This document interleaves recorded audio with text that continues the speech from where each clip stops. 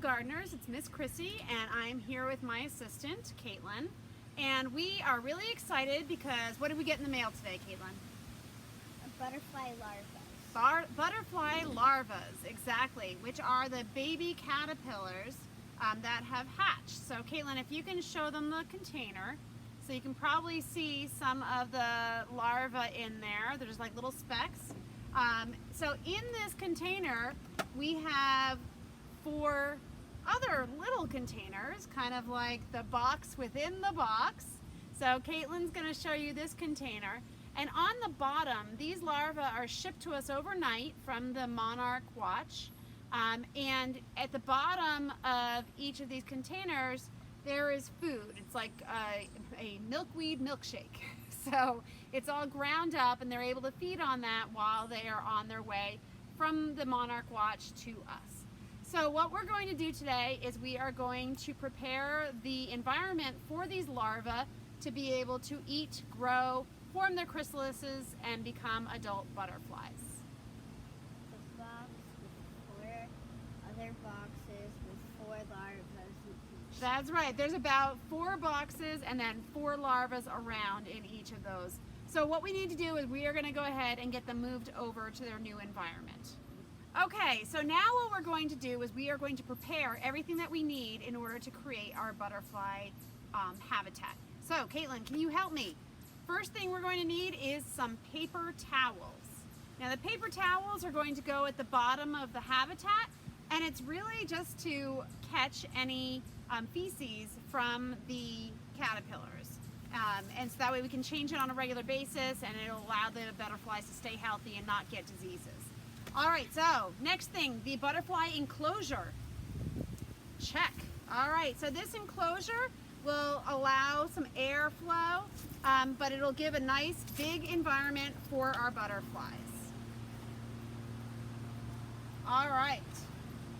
Next thing we need is a paintbrush. Check.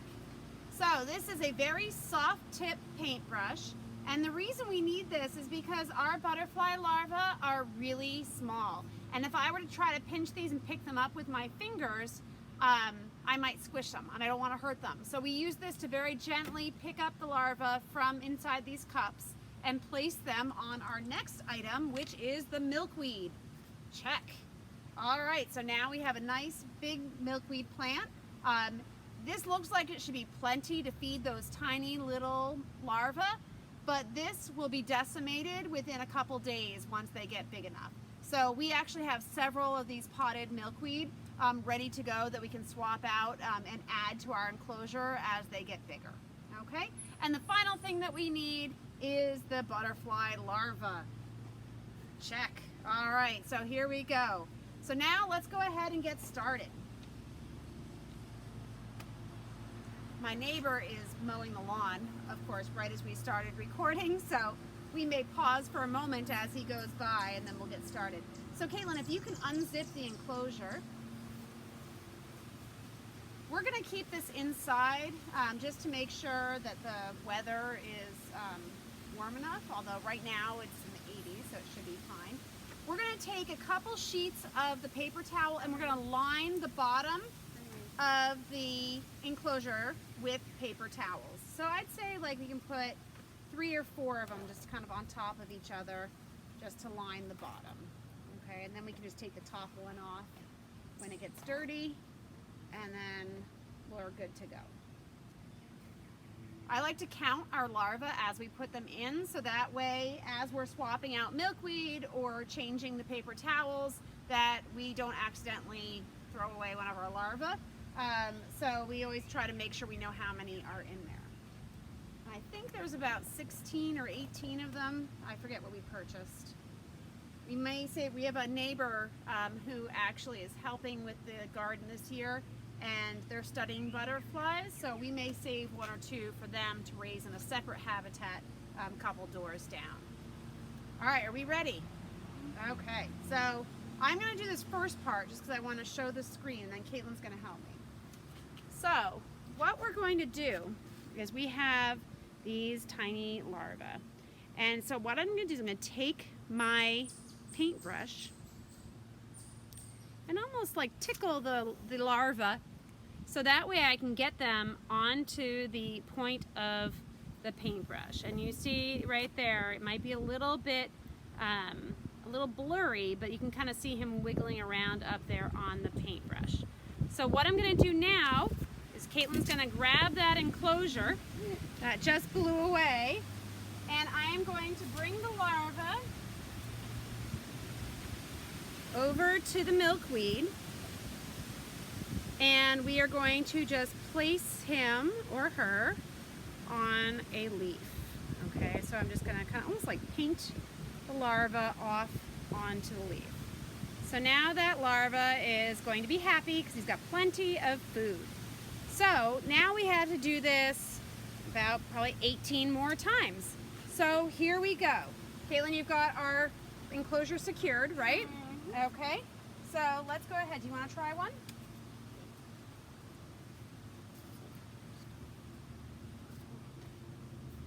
All right, let's get started. All right, Caitlin, are you ready? All right, so what you're going to do is very carefully, we can come over here so we can see you a little bit better. Very carefully, just kind of like tickle the larva with the paintbrush until they kind of wrap themselves. You can spin it. I like to, whoops. You can spin it carefully, slowly. And get underneath this guy. Ah, there you go. You got it. All right, so we got a little larva. So now very carefully, we got to shield it from the wind because it's getting very windy out here. All right, go ahead and just spin it again on a leaf. Yay, awesome. That's our second larva. So now we have 1, 2. Okay, so I'm going to take it back for a second. Just because it's getting really windy, I'm going to try to speed this guy up a little bit, all right? We're going to do this first cup out here, and then Caitlin and I will do the rest inside, I think, because I don't want these larvae blowing away. Oh, we got 2. One of them was attached to a strand from another one, and so they came off together. So now we have 1, 2, 3, 4 larvae. And I'm pretty sure that's it in this one, right? And there was nothing on the top, right? So yeah, Okay. we're gonna do the rest inside. So we're gonna move inside and we'll record it inside, but let's get out of the wind. Should I pause it? Yep.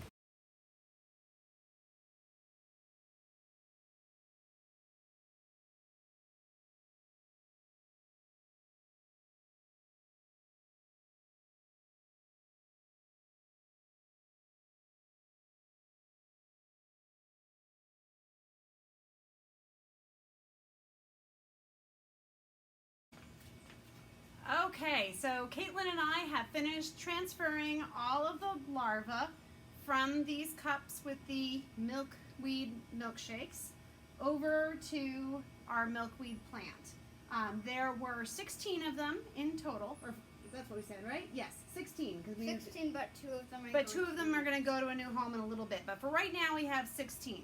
So Caitlin has named the 14 that we're going to be keeping in this enclosure. So the names that Caitlin came up with were 1, 2, 3, 4, 5, 6, 7, 8, 9, 10, 11, 12, 13, and Bob. and Bob. Okay, so we've got 1 through 13 and Bob. And 1 through 13, we're going to ask our students if you guys want to send us names for the caterpillars But you as can't well. change Bob. But you cannot change Bob. Bob stays Bob. Okay, so one other thing that I wanted to show you really quickly before you go. First of all, this milkweed milkshake smells really gross. So it's not something I want to keep around for very long. But in here, I just wanted to show you, they're really tiny and you may not be able to see it. Woo! Especially when I drop it.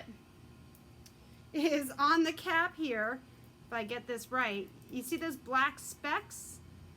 Those are baby caterpillar feces. What are those? And we will, what are those? That's like baby caterpillar poo.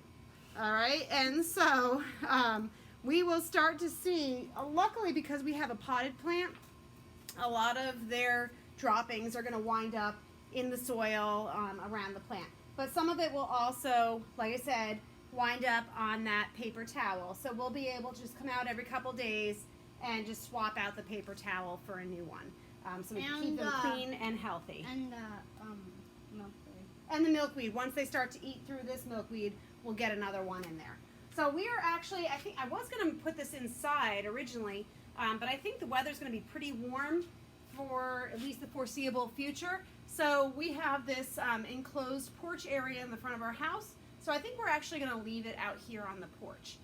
That way they get used to the elements and it's not such a shock when we release them. So that is all we're going to go over today. I'm going to take a few pictures and of them on the milkweed, and then we'll add them to the video. And then over the next couple of weeks, we will keep giving you updates on how our caterpillars are doing. And if you have names for 1 through 13, then just send them over to us either on Facebook, in the comments on YouTube, or you can also send it to seedtoharvest@benhampto.org. Thank you very much. Caitlin, you had one more thing to say?